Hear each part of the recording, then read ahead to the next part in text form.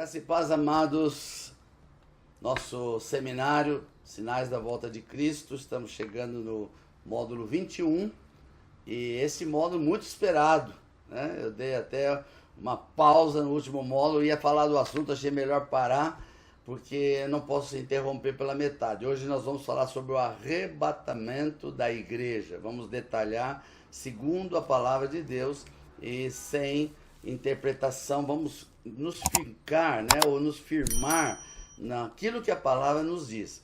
E volto a insistir, o apóstolo Paulo, nas suas cartas, nós vamos ler hoje Tessalonicenses, Coríntios, são cartas que Paulo escreveu e você vai descobrir que ele é o que mais fala do assunto, ele é o que mais realmente tem base para falar desse assunto e assim por diante. Eu vou ler os 3 textos primeiro e depois de eu ler os 3 textos nós vamos detalhar sobre o arrebatamento. Eu creio que só a leitura do texto bíblico já te dará uma interpretação. Você que está me seguindo desde o começo, já está aí bem discernindo todas as coisas, então você já vai pegar rapidamente, só de ler os textos bíblicos e assim por diante. Vamos lá, primeiro texto, 2 Tessalonicenses, capítulo 2, do verso 1 ao verso 8, me acompanhe. É interessante que há um título, minha Bíblia sempre tem títulos, né? O título da minha Bíblia, desse texto é A Vinda do Senhor e a Revelação da Apostasia, o Homem da Iniquidade. Então, no mesmo texto, ele trata tudo isso, mas eu vou ficar só na parte da vinda do Senhor, que me interessa agora, questão do anticristo, nós vamos falar mais para frente, porque nós não esperamos o anticristo, nós esperamos o arrebatamento da igreja. Capítulo 2 de 2 Tessalonicenses, começando no verso 1. Irmãos, no que diz respeito à vinda de nosso Senhor Jesus Cristo e a nossa reunião com Ele, nós vos exortamos a que não vos demovais da vossa mente com facilidade, nem vos perturbeis, quer por espírito, quer por palavra, quer por epístola, como se procedesse de nós, supondo tenha chegado o dia do Senhor. Ninguém de nenhum modo vos engane, porque isso não acontecerá, sem que primeiro venha a apostasia e seja revelado o homem da iniquidade, o filho da perdição, o qual se opõe e se levanta contra tudo que se chama Deus e é objeto de culto, a ponto de assentar-se no santuário de Deus, ostentando-se como se fosse o próprio Deus. Não vos recordais de que ainda convosco eu costumava dizer-vos estas coisas? E agora sabeis, aleluia, agora sabeis que o que detém para que ele seja revelado somente em ocasião própria. Guarda essa expressão, algo que o detém. Versos 7 e 8. Com efeito, o mistério da iniquidade já opera, e aguarda somente que seja afastado agora, ou aquele que agora o detém. Então será de fato revelado o iníquo, a quem o Senhor Jesus matará com o sopro da sua boca e o destruirá pela manifestação da sua vinda. Aleluia.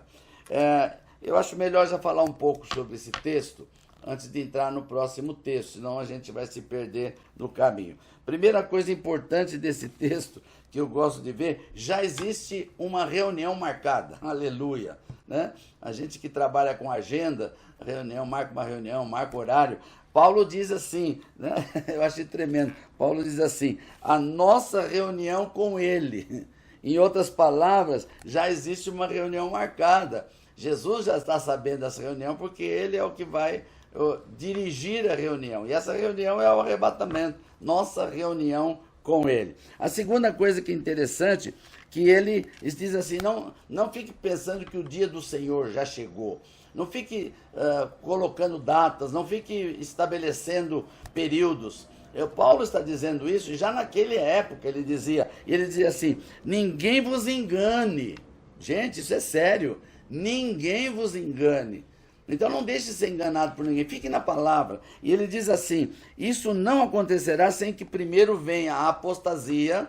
Você lembra que num dos módulos aqui, Eu disse que a apostasia já chegou desde a época dos discípulos e agora incrementou-se muito mais, apostatar-se da fé, a apostasia está em pleno vigor, então esse sinal já aconteceu. E o segundo, e seja revelado o homem da iniquidade, o filho da perdição. Então, o último sinal é quando houver revelação. Não diz quando ele aparecer, ou quando ele dominar, ou quando ele quebrar a aliança. Diz que quando houver a revelação do homem da iniquidade. Você lembra muito bem que dentro da nossa linha teológica, nós declaramos que na última semana de Daniel, são 7 anos, ela começa com o governador mundial que aparece. Não é chamado de anticristo, é um governador mundial, que vai governar por 3 anos e meio e vai trazer paz no mundo. Né? Lembra também, quando estiverem dizendo paz e segurança, haverá sobre tremenda destruição. Quando terminar 3 anos e meio, ele se revela como anticristo, vai sentar no templo, dizendo que ele é Deus, ele revela, e a Bíblia diz que quando ele revelado, se for revelado, então acontecerá o arrebatamento. Por isso que essa linha teológica bate bastante na metade das semanas de Daniel, o arrebatamento antes da grande tribulação. E aqui diz sobre ele, como que ele vai acontecer, e diz assim, lá no verso 6, e agora sabeis o que o detém, para que seja revelado somente em ocasião própria. E embaixo ele vai dizer assim, quando aquele que o detém. Veja como tudo isso aqui me ajuda na nossa interpretação. O que está detendo o aparecimento do anticristo? A igreja. A igreja e o Espírito Santo. O Espírito Santo está com a igreja. É óbvio, não tenho dúvida disso.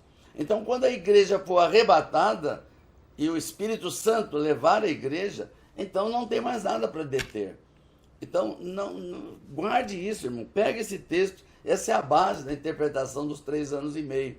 Porque o que está detendo o anticristo é exatamente a igreja e o Espírito Santo. E quando a igreja subir, então não tem mais nada que detenha o aparecimento do anticristo. Isso aqui, para mim, é uma das coisas mais fortes dessa revelação. E já diz aqui como é que vai terminar isso. Diz que ele vai ser destruído pelo sopro da boca de Jesus no final do período de 3 anos e meio. Aleluia! Isto é algo poderoso. Aqui era o outro texto que nós vamos ler. É 1 Coríntios, no seu capítulo 15, o verso 51 e 52. Novamente, o apóstolo Paulo, o especialista em falar de arrebatamento e da segunda vinda de Cristo, vai nos mostrar aqui em 1 Coríntios capítulo 15, versos 51 e 52, algo poderoso. Vamos lá.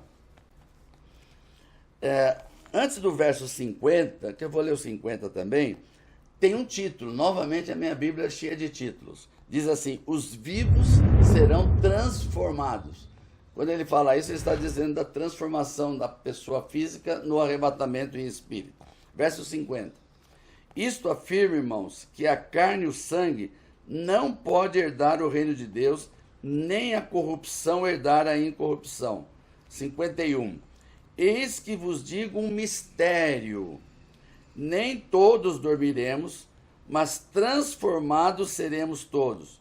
Num momento, num abrir e fechar de olhos, ao ressoar da última trombeta. A trombeta soará, os mortos ressuscitarão incorruptíveis e nós seremos transformados. Aqui existe já revelações que não precisa fazer interpretação, irmão. É só ler aqui. Primeira coisa que está claro é que nós, os vivos, os que estiverem vivos na época do arrebatamento, por isso que Paulo diz, os que estiverem vivos. No dia do arrebatamento, os que estiverem vivos não vão preceder, não vão ser primeiro do que aqueles que morreram em Cristo. Aqueles que morreram em Cristo, hoje estão no céu, estão no paraíso, em espírito, mas eles não têm ainda um corpo incorruptível, eles precisam ser ressuscitados. Então o que vai acontecer no dia do arrebatamento? Primeiro sobe os ressuscitados, aqueles que morreram em Cristo. para que tenham um corpo transformado. E os que estiverem vivos serão arrebatados. Transformar seu corpo, que é carne, pó, que destrói, que tem morte, enfermidade, será colocado num corpo incorruptível. É uma coisa muito interessante. E é uma coisa... gente, não dá para explicar como será, porque a Bíblia diz piscar de olhos. Se você olhar para mim agora, ó, já aconteceu, já dei uma piscada. É tão rápido, não é uma coisa que vai ser visível para todo mundo.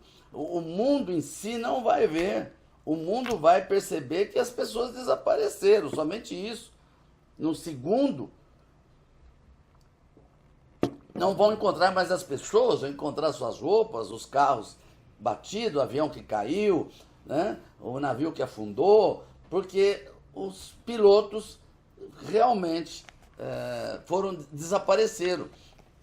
Me falaram numa ocasião, não sei se é verdade ou não, mas tinha até um fundamento, não sei hoje se é verdade, mas existia uma empresa americana de aviação que proibia que o piloto e o copiloto fossem cristãos.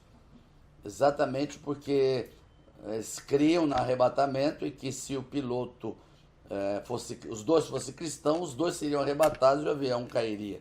Então, segundo a teoria deles, ficaria sempre um que não é cristão, no caso do arrebatamento, para manter o avião. São teorias esquisitas, absurdas, não tem um fundo de verdade, mas não tem como provar isso. São teorias que me passavam na época e me falavam sobre isso.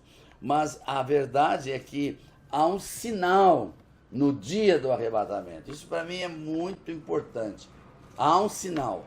Os que vão ser arrebatados, apesar que é um piscar de olhos, ou seja, é tão rápido, mas haverá uma trombeta que vai soar. Quem vai ouvir essa trombeta é os que vão ser arrebatados. E diz aqui a trombeta de Deus. Isso me chama aqui uma atenção no caso de Josué e as muralhas de Jericó. Que eu queria que você investigasse isso, porque é muito sério. Tem gente que acredita que as muralhas de Jericó caíram porque o povo gritou e porque o povo tocou as trombetas. Vá lá em Josué capítulo 6, no capítulo 6, que é a tomada de Jericó, leia com calma, com vírgulas. Você vai descobrir lá que está escrito assim: as trombetas, plural, tocaram, que sejam as trombetas ou chofares do povo, vírgula. O povo gritou, vírgula, ouvindo o sonido da trombeta, singular, as muralhas caíram. Essa trombeta singular que aparece no livro de Josué é a mesma do dia do arrebatamento, é a trombeta de Deus.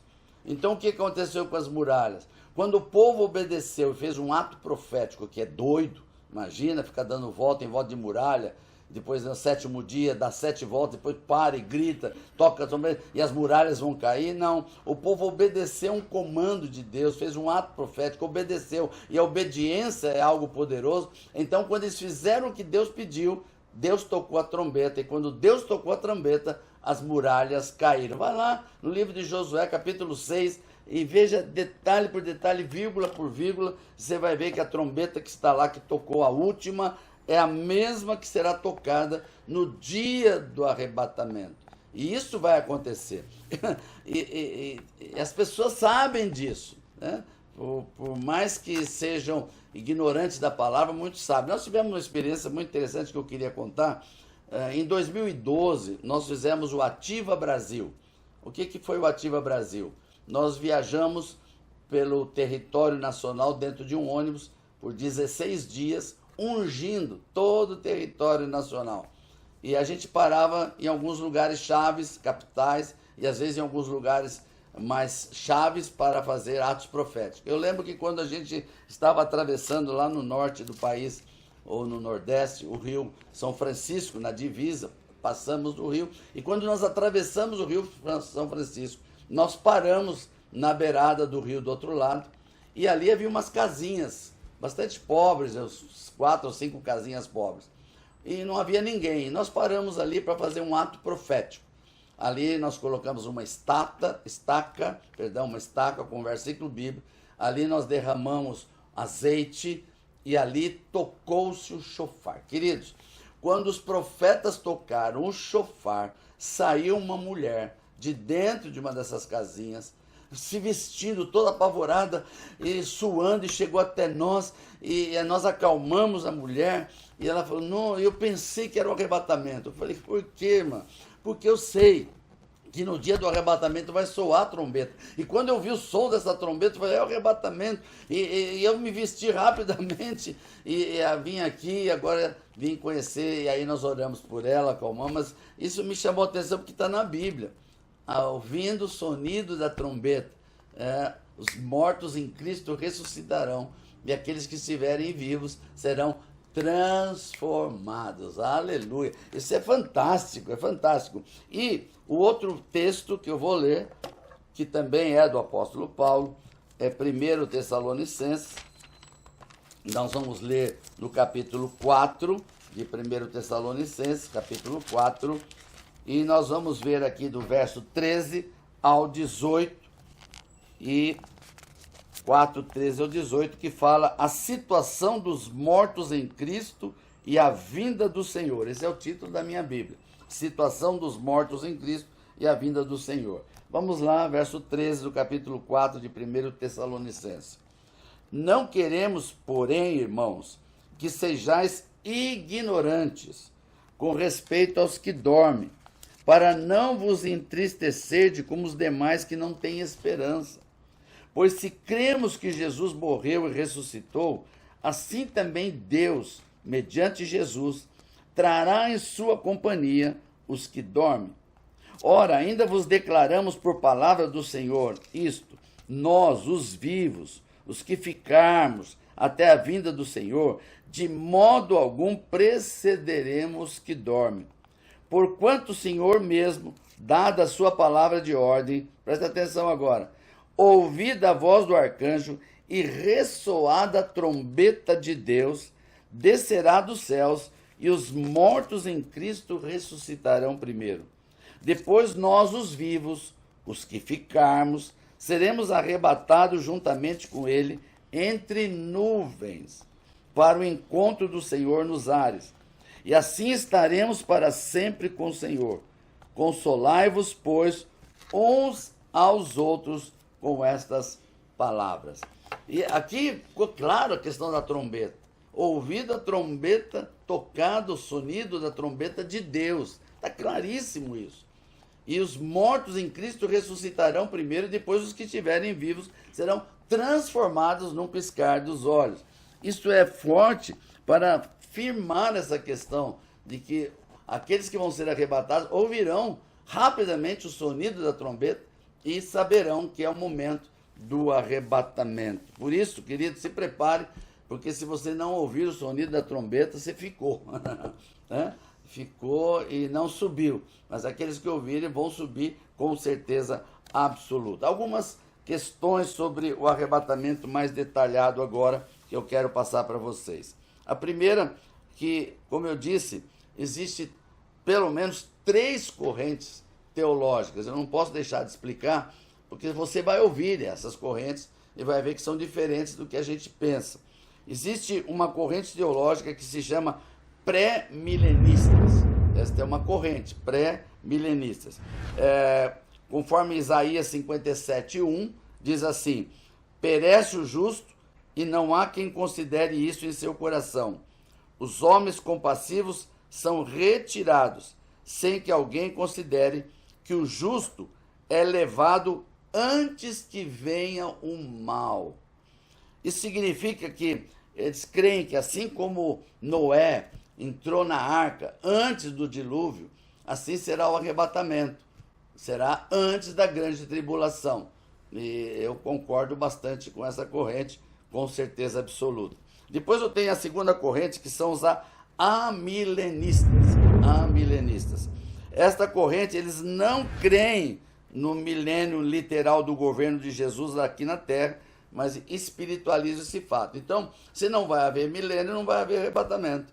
Então, é isso que eles estão estabelecendo como amilenistas. E o último é os pós-milenistas, né? Que eles esperam que o mundo seja totalmente convertido para a vinda do Senhor, a última vinda. E que creem que a igreja passará por toda a tribulação. Só depois haverá o arrebatamento. Então é uma coisa até meio estranha, porque se terminar a grande tribulação, terminou a última semana de Daniel. Então o arrebatamento vai ser uma coisa que sobe e desce rapidinho, né? Sobe e já desce com Jesus. Então não haverá nem tempo para as bodas do Cordeiro. Esta é. Outra coisa muito importante que eu quero tocar aqui, e eu vou terminar com esse assunto, porque ainda vamos falar bastante sobre arrebatamento, é a diferença entre arrebatamento e a segunda vinda de Cristo.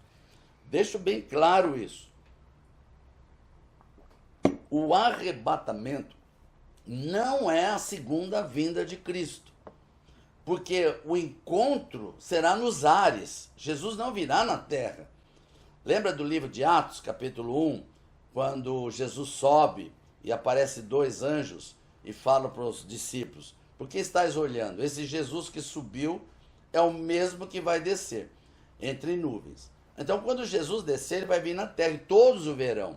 Nessa época, já é a segunda vinda de Cristo. Quero que fique bem claro isso. O arrebatamento é a reunião dos salvos com Jesus nos ares. Ninguém vai ver. Ninguém do mundo vai ver. Depois, quando Jesus voltar com a igreja, depois do juízo, do tribunal de Cristo, depois das bodas do Cordeiro, que nós vamos falar tudo isso, depois de tudo isso, Jesus desce com a igreja para reinar na terra. Nessa época, Jesus vem na terra, é a segunda vinda de Cristo. Porque não tem cabimento falar em segunda vinda se a gente não comparar com a primeira vinda. Primeira vinda é quando Jesus veio a essa terra, transformou-se em homem, nasceu de Maria e fez todo o seu discipulado até subir. Para voltar na terra, ele virá novamente e pisará aqui no Monte das Oliveiras e reinará em Jerusalém com o povo arrebatado que vai descer com ele. E já subiram e estão descendo. E aí sim verá o juízo final, o anticristo será morto e assim por diante. Então, que fique claro isso para você, que é diferente. O arrebatamento é uma coisa que é só para a igreja, nos ares, uma reunião nos céus, e a segunda vinda de Cristo, que será depois com a igreja junto. Amém? Ficou gravado isso? Guarde bem isso, porque no próximo módulo ainda vou falar do sincronismo que existe, do fuso horário e de uma série de outras questões que nós vamos falar sobre a recepção no tribunal de Cristo. Já vamos entrar na questão do tribunal de Cristo. O próximo módulo vai ser tremendo, está esquentando. Eu creio que cada vez mais está ficando mais quente. Você não pode perder o próximo módulo, que será o módulo 22, se eu não errei. 22 é o próximo módulo e você vai estar preparado para isso. Eu quero te abençoar. Declara sobre a tua vida a bênção do Senhor, que não acrescenta dores, mas que virá sobre você e a próxima geração. E ao terminar a oração, quero te advertir de novo. Você será arrebatado se você estiver em santidade, se a sua vida estiver certa, se o teu casamento estiver tudo certinho, se você está com a sua vida inteira, com transparência total diante de Deus, tem nada que o diabo tem na sua vida. E segundo, se você está bem assim, pense na sua família, para um evangelismo de urgência, para que ninguém fique fora do arrebatamento, em nome de Jesus. Te espero no próximo módulo, em nome de Jesus.